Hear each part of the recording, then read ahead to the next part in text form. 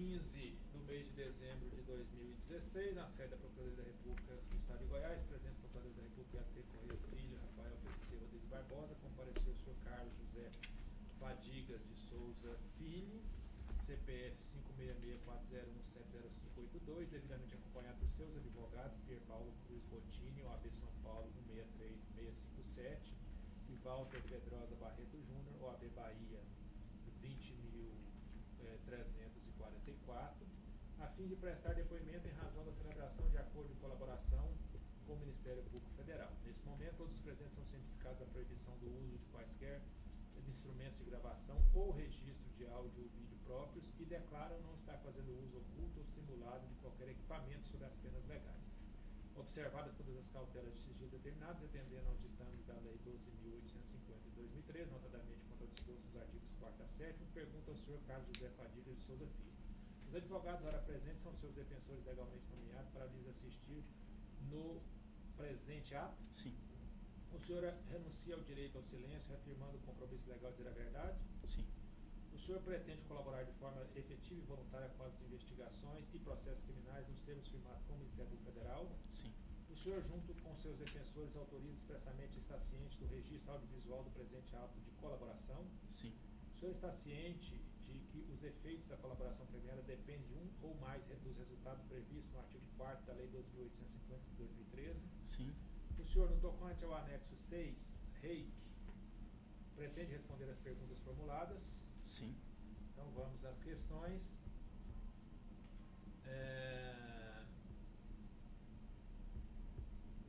O que o senhor tem a dizer sobre o regime especial da indústria química, REIC, medida provisória 613? Pois não. Queria só contextualizar brevemente em que momento surgiu o REIC e deixar claro um pouco do ambiente à época. No início dessa década, anos de 2011, 12, 13, 14, a indústria brasileira atravessou anos muito difíceis por perda de competitividade. Isso ficou evidenciado pelo déficit na balança comercial, perda do PIB industrial, redução do emprego e da produção na indústria. A Braskem, como uma das maiores empresas industriais brasileiras, se engajou na discussão de iniciativas para incentivar a produção industrial brasileira, e a Braskem fez isso especialmente através das federações da indústria, FIEB da Bahia, FIEG do Rio Grande do Sul, FIEA de Alagoas, Fiesp, CNI e tantas outras.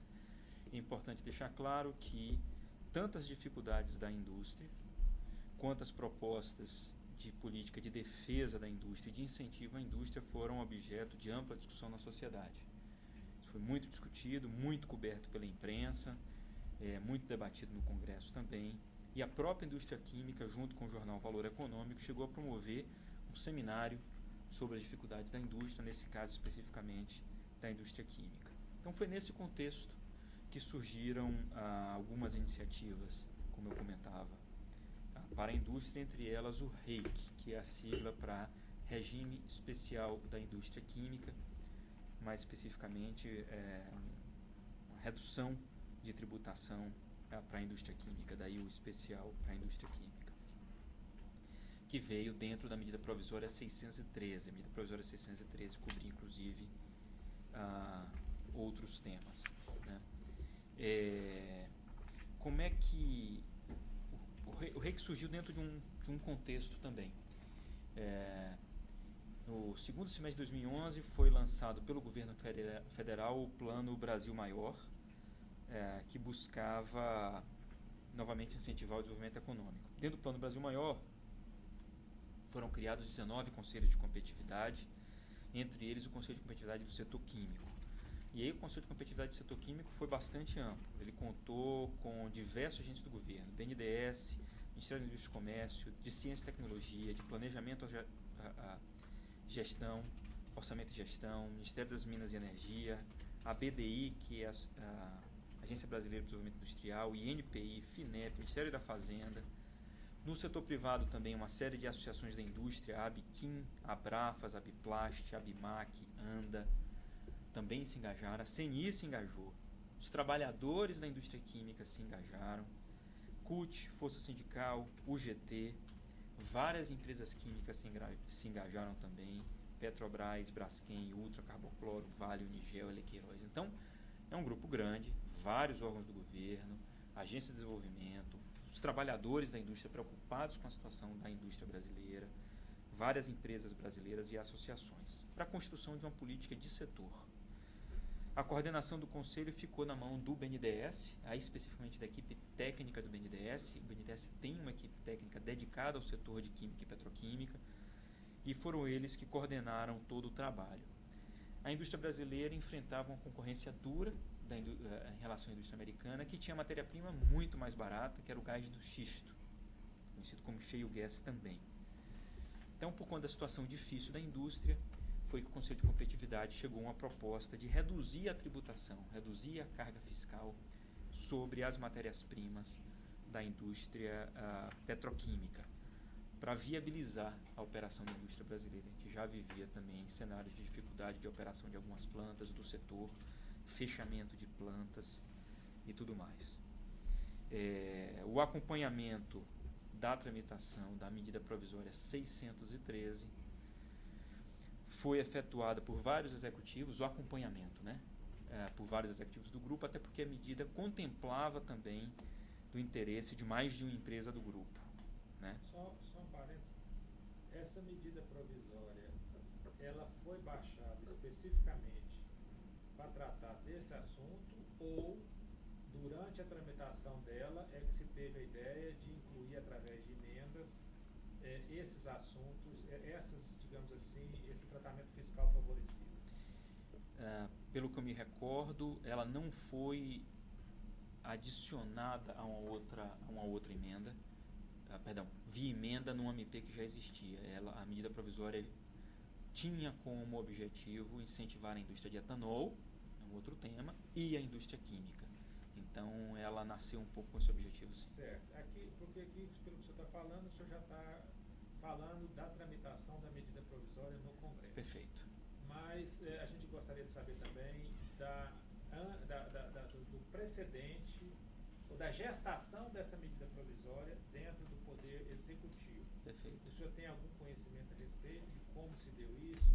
Qual foi a influência da Odebrecht, do grupo Odebrecht, da Braskem, em relação a isso dentro do governo, antes Perfeito. de ir para o Congresso? Perfeito. Eu sei que houve uma mobilização grande da ABIQUIM, Associação Brasileira da Indústria Química. Sei que houve uma mobilização também da Única, eu já vou chegar no ponto que o senhor está falando, que é a Associação dos Produtores de Etanol, para que o assunto andasse, em diversas oportunidades. Foi promovido almoço com o ministro, foi promovido visita da Frente Parlamentar da Indústria Química, aliás, foi constituída uma Frente Parlamentar de Defesa da Indústria Química, tipicamente deputados e senadores dos estados que têm petroquímica. Todo esse esforço existiu.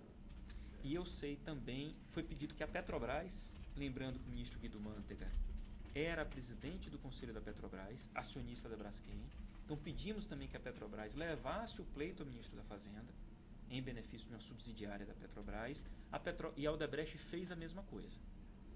Sei que a Odebrecht fez a mesma coisa. E aí eu sei que especificamente o Marcelo Odebrecht levou o assunto ao Guido Mantega. O senhor sabe se houve ajuda financeira ou alguma doação, favorecimento, alguma coisa assim, por parte dos interessados nessa medida provisória, para pessoas dentro do Poder Executivo, para que essa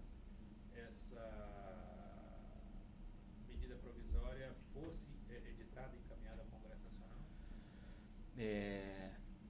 O que eu sei, a partir inclusive do trabalho feito no processo de colaboração, e também colocado pelo Marcelo Odebrecht, é que ele havia levado o pleito ao governo, e aí mais especificamente ao ministro Guido. Acho que ele tocou nesse ponto também com o ministro Pimentel, então isso eu sei. E eu tenho conhecimento também de que a Odebrecht dava apoio financeiro ao governo. Na verdade, quando falo governo, ao governo, ao partido que estava no governo, ao Partido dos Trabalhadores e tudo mais. Eu sei que as duas coisas existiam. Eu não sei, e aí talvez só o Marcelo possa esclarecer, se o apoio financeiro tem uma vinculação direta ou indireta com a edição da medida provisória. Eu sei que as duas coisas existiam, mas fazer a amarração de uma com outra, as duas coisas me explicando melhor. O pedido de apoio à indústria de etanol e o pedido de apoio à indústria química, porque a Odebrecht trabalha nos dois setores, e doações, digamos assim, mas encaixa dois, então estou usando a palavra doações, mas enfim, pagamentos indevidos, mas doações, o apoio financeiro que o grupo Odebrecht como um todo fazia através do ministro Guido Mantega. Agora, qual a vinculação específica de uma coisa com a outra? Essa daí eu sei que é tema da colaboração do Marcelo Odebrecht. E esses pagamentos feitos a partir do governo eram feitos de que maneira, você sabe? O que eu sei? Eu sei que a Odebrecht dava este apoio e rateava esse apoio internamente entre as empresas, usando como critério, ora, o porte da empresa, a relevância da agenda institucional da empresa. Então, isso é o que eu sei. Isso era feito através do Departamento de Operações Estruturadas. Perfeito, eu devia ter abordado isso. Então, as empresas disponibilizavam recursos, quer dizer, tinham recursos junto à área de operação estruturada, e a área de operação estruturada, por orientação do Marcelo, fazia os repasses para onde quer que, eu não vou dizer o governo, mas para onde quer que ele fosse orientado a fazer, seja pelo PT ou pelo próprio Marcelo. Mas o senhor mesmo não tem conhecimento de nenhum pagamento desse, feito como foi feito, para quem foi feito, de que maneira, que conta que utilizou?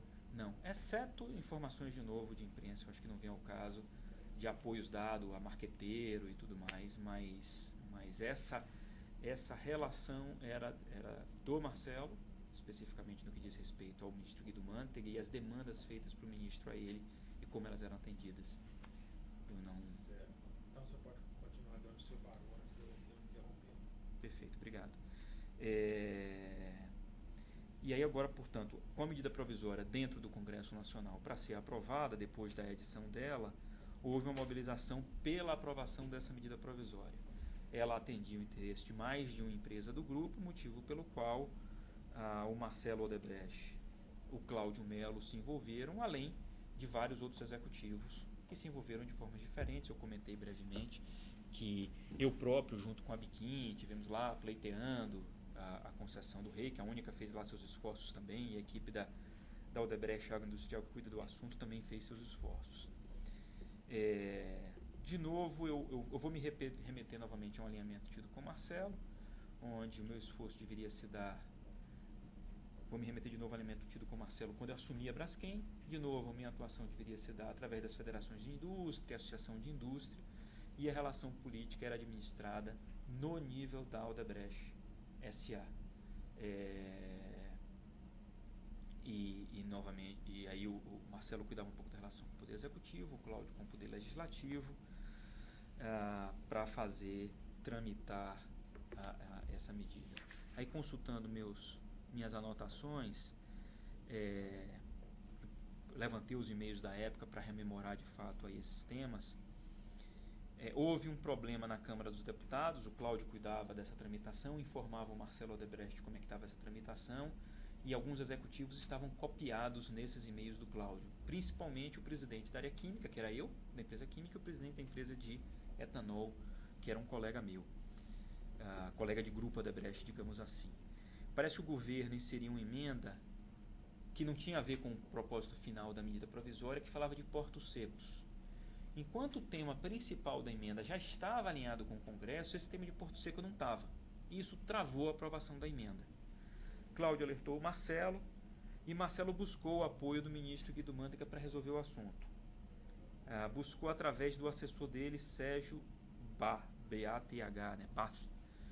E ele, não sei se o ministro estava inacessível, mas no e-mail que dá para recuperar é que ele sugeriu que fosse buscado o Diogo Oliveira, que na época era o secretário executivo, interino inclusive, do Ministério da Fazenda. Marcelo interagiu com o Diogo, comentou, olha, a medida provisória não vai ser aprovada, tem um assunto lá que não está alinhado com o governo, e o governo tirou o tema de Porto Seco da medida provisória. E isso permitiu a aprovação da medida provisória na Câmara e aí ela foi remetida ao Senado Federal. E aí, de novo, eu me remeto aos e-mails, sempre do Cláudio, reportando ao Marcelo o andamento do assunto e copiando outros executivos.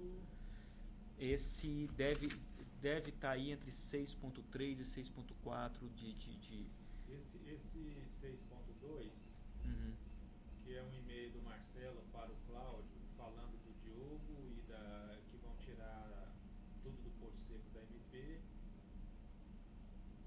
É esse e-mail que você está se referindo? Não? Isso. E logo em seguida fala do acordo que foi rompido com o governo. Isso. Então é o 6.2. 6.2. Que mostra exatamente o problema do governo ter inserido um tema que não estava alinhado. Certo. Né?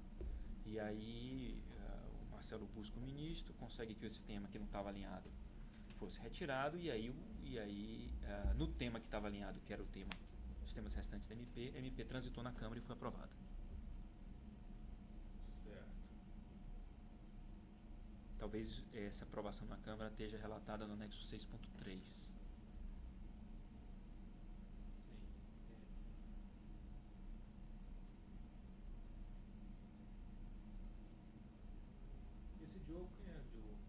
Diogo Oliveira trabalhava no Ministério da Fazenda e, àquela altura, era o secretário executivo, que é entendido como o segundo cargo do Ministério. Ele estava como interino, secretário executivo interino.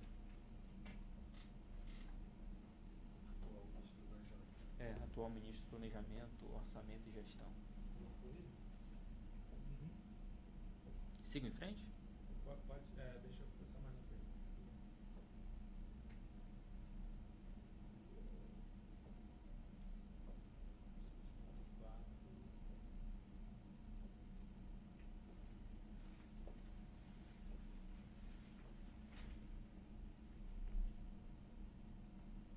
Aqui tem um e-mail do Cláudio Melo falando no item 6.4, do dia 28 de agosto de 2013, ele destacou para retirar a emenda 22, única.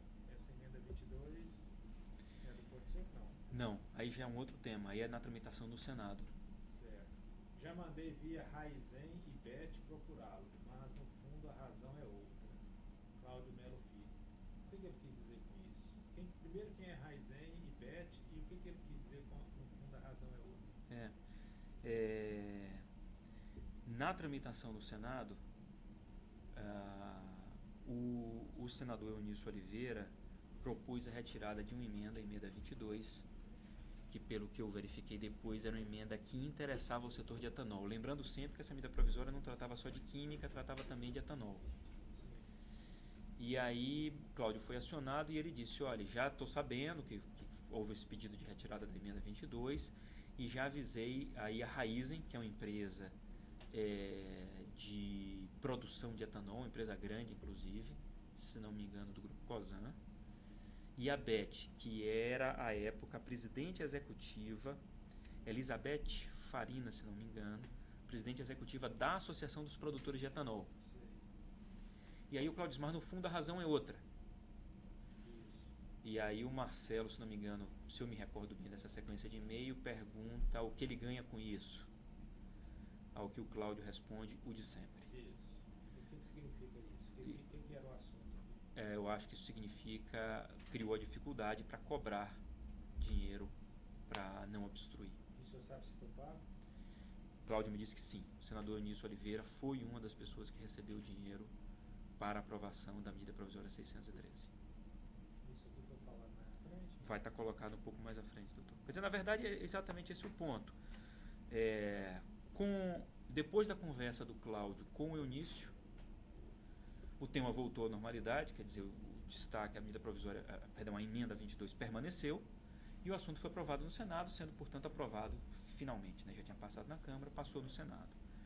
Na sequência disso, o Cláudio procurou a mim e ao Marcelo e relatou a necessidade de liberação de recurso de 6 milhões de reais para parlamentares que tinham atuado na aprovação dessa medida provisória. Aí, de novo, o Cláudio não me comentou quem eram as pessoas especificamente, tem 2 exceções a isso, mas não me comentou. Ele cuidava dessa frente, né? Mas depois ele especificamente me comentou, sim, que o Romero Jucá era uma dessas pessoas e que o senador Eunício Oliveira era outra dessas pessoas. O que me fez ligar um assunto ao outro. A troca de e-mails onde o Cláudio dizia o que ele quer, o de sempre, ganhou significado quando o Cláudio me disse que ele era um dos que tinham cobrado para aprovar. Além disso, já agora, recentemente, dentro do processo de colaboração, com a ajuda dos advogados da empresa, eu fui ao sistema Drauzes, né, que é o sistema da área de operações estruturadas, que é um sistema que eu não conhecia à época, mas enfim, fui lá. E conseguimos identificar mais 2 nomes associados à aprovação dessa medida provisória.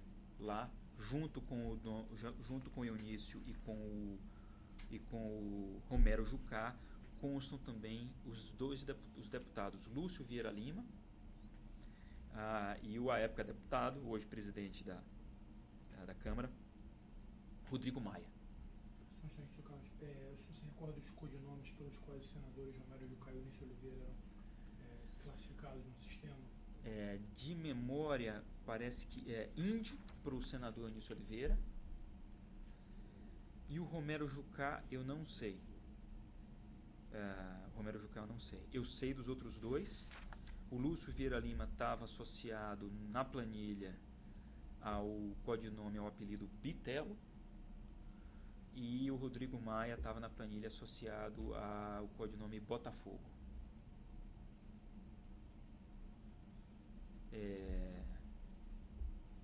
Esse codinome Aracati, o senhor sabe? Pois é, essa é uma parte que, na condição de colaborador, quem pode ajudar é o Cláudio Melo Filho. Eu sei o que estava na planilha e que a gente conseguiu fazer a associação, mas eu entendo que esse é um tema que ele aborda na colaboração dele e traz com mais clareza quais são os beneficiários. E aí, só para deixar claro, doutor, feito o pedido do Cláudio de liberação de recursos, e uma vez Marcelo e eu tendo concordado, como era uma coisa mais operacional, cabia a mim só avisar o Hilberto que o Cláudio iria, digamos assim, gastar, nesse caso, 6 milhões de reais. Deste ponto em diante, eu não tinha envolvimento nenhum no assunto. Como é que foi pago isso? Se foi dinheiro, se foi... No sistema, perfeito, no sistema também a gente conseguiu identificar que isso foi pago em dinheiro no Brasil, pela área de operações estruturadas, usando a área de operações estruturadas. Para os 4 parlamentares? Isso. Tanto para o Romero Jucá, para o Eunício, quanto para o Lúcio Vieira Lima e o Rodrigo Maia. Perfeito. Todos eles receberam em dinheiro. Está registrado no sistema dessa forma, isso através de doleiros. E os valores, o senhor se lembra? Não, a quebra dos valores individual era uma... Olha, de memória eu me lembro de um, por acaso. Eu me lembro do nome do Rodrigo Maia, está associado a 100 mil reais na planilha. Não me lembro do Lúcio. O senhor se lembra se isso foi época de eleição ou fora de eleição? Foi fora de eleição. Fora de eleição, não tem nada a ver com esses pagamentos, não tem nada a ver com campanha. Eu acho difícil justificar, não vejo muito sentido em justificar esses pagamentos como doação de campanha. Nós estamos falando do ano de 2013, portanto, fora do período, né? Certo. Ainda que início de 2013, mas já após a eleição.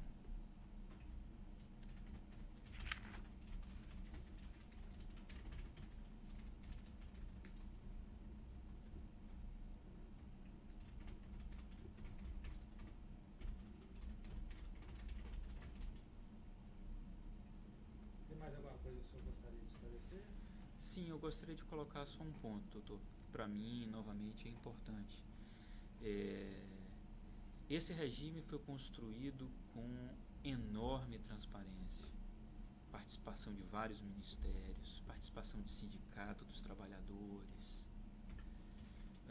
participação de várias empresas, participação das associações da indústria. proposto por uma área técnica do BNDES.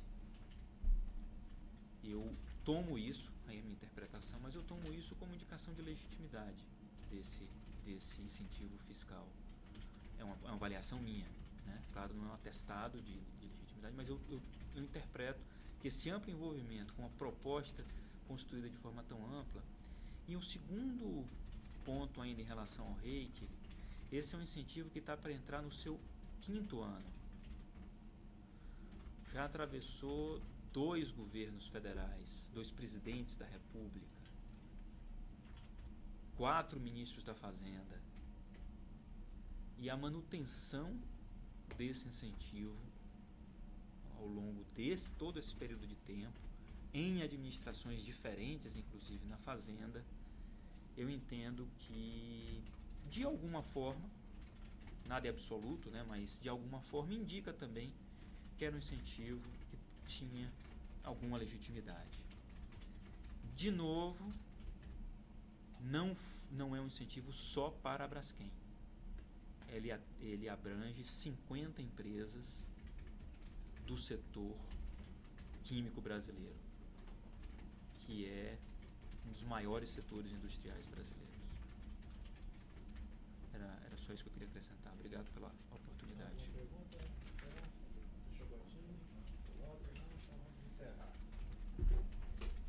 Zucaute, quase 50 ou mais de 50 empresas? Aproximadamente 50, acho que a gente